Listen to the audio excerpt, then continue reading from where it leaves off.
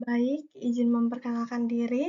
Perkenalkan, nama saya Okta Karina Ipahana Sinamo dengan NIM 2511111200017 dari Fakultas Kedokteran Gigi Universitas Lambung Mangkurat.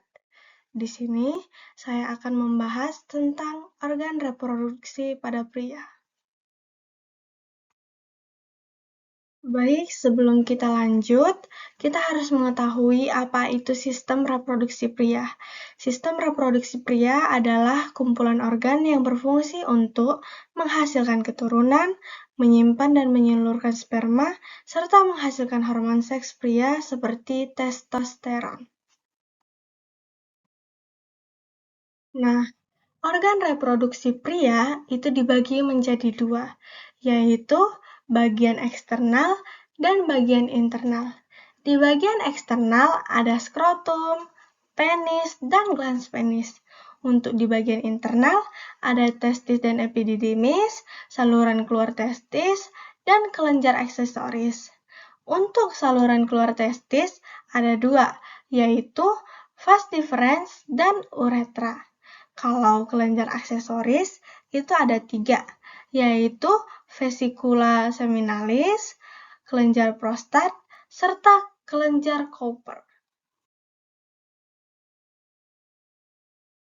Nah, setelah kita mengetahui apa itu sistem reproduksi pria, kita masuk ke bagian organ reproduksi pria pada bagian eksternal. Nah, organ reproduksi yang pertama adalah skrotum. Skrotum adalah kantong kulit berlapis otot yang menggantung di bawah penis dan menjadi tempat testis berada. Struktur ini berfungsi menjaga suhu testis agar sedikit lebih rendah dari suhu tubuh. Karena proses pembentukan sperma hanya berlangsung optimal di suhu sekitar 34-35 derajat Celcius.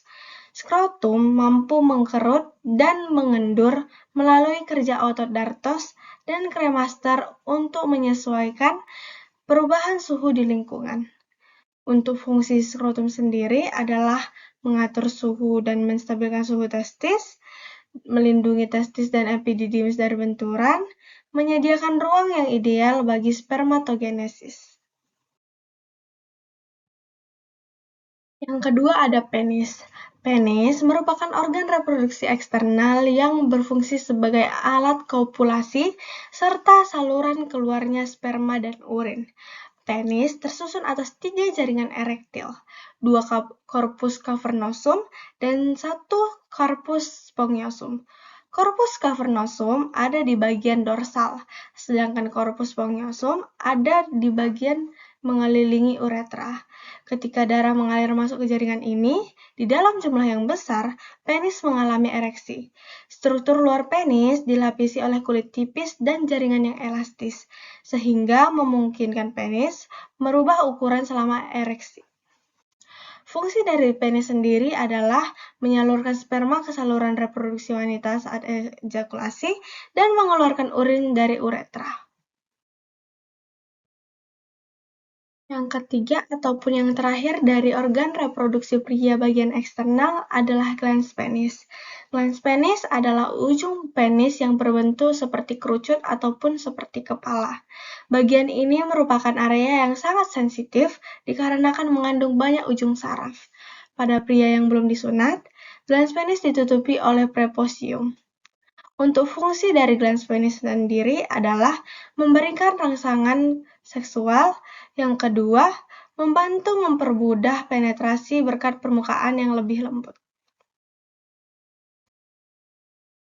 Setelah kita membahas organ reproduksi pria bagian eksternal, sekarang kita masuk ke organ reproduksi pria bagian internal. Nah, organ reproduksi pria internal yang pertama adalah testis. Testis adalah organ yang berbentuk oval yang berada di dalam skrotum. Di dalam testis terdapat tubulus seminiferus, tempat berlangsungnya spermatogenesis secara bertahap mulai dari sel induk hingga menjadi sperma matang. Selain itu, ada sel Leydig yang menghasilkan testosteron, hormon yang mengatur perkembangan karakteristik seksual laki-laki dan proses pematangan sperma. Untuk fungsinya adalah menghasilkan sperma melalui spermatogenesis dan menghasilkan hormon testosteron. Nah, selanjutnya ada epididymis. Epididymis adalah saluran panjang yang berada di belakang testis dan terdiri dari kepala, badan, dan ekor. Sperma yang keluar dari testis masih belum matang, sehingga epididymis berfungsi sebagai tempat pematangan, penyimpanan, dan pengaliran sperma. Fungsi dari epididymis adalah mematangkan sperma hingga siap dibuahi, yang kedua menyimpan sperma sebelum dikeluarkan, yang ketiga menyalurkan sperma menuju vas deferens. Untuk kepala dari epididymis ada di sini.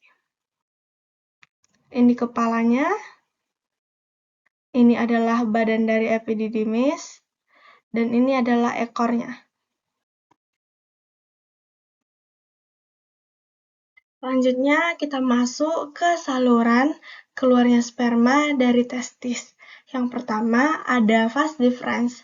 Vas deferens adalah saluran panjang yang membawa sperma dari epididymis menuju vesikula seminalis. Dindingnya tebal dan memiliki otot polos yang kuat sehingga dapat mendorong sperma selama ejakulasi.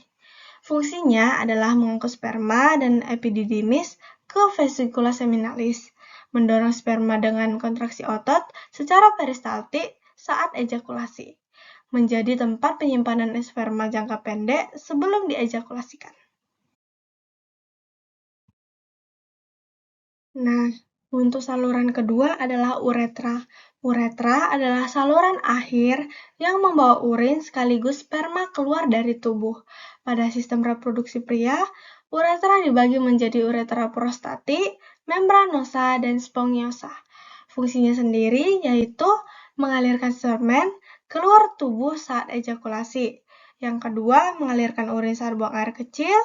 Dan yang ketiga, mencegah urin keluar ketika ejakulasi. Urin dicegah melalui mekanisme sphincter. Nah, sekarang kita masuk ke bagian kelenjar aksesori. Untuk kelenjar aksesori yang pertama adalah vesikula seminalis.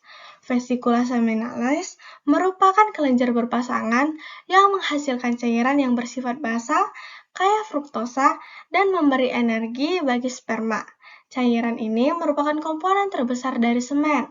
Fungsinya adalah memberi makanan dan energi untuk sperma. Yang kedua, membuat cairan semen jadi lebih banyak. Yang ketiga, membantu melindungi sperma dari lingkungan yang asam. Dan yang keempat, atau yang terakhir, membantu sperma bergerak lebih baik.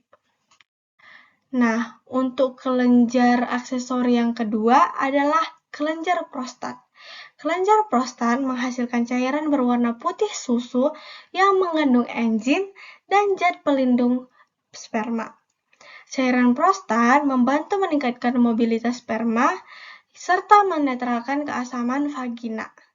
Fungsinya sendiri yaitu menghasilkan cairan yang membantu sperma jadi lebih aktif. Yang kedua, membuat semen yang semulanya kental menjadi lebih cair setelah beberapa menit. Yang ketiga, membantu sperma untuk lebih mudah bergerak dan bertahan hidup. Nah, kita sampai ke kelenjar aksesori yang terakhir ataupun kelenjar aksesori yang ketiga, yaitu kelenjar bulboretralis ataupun biasa disebut dengan kelenjar Cooper.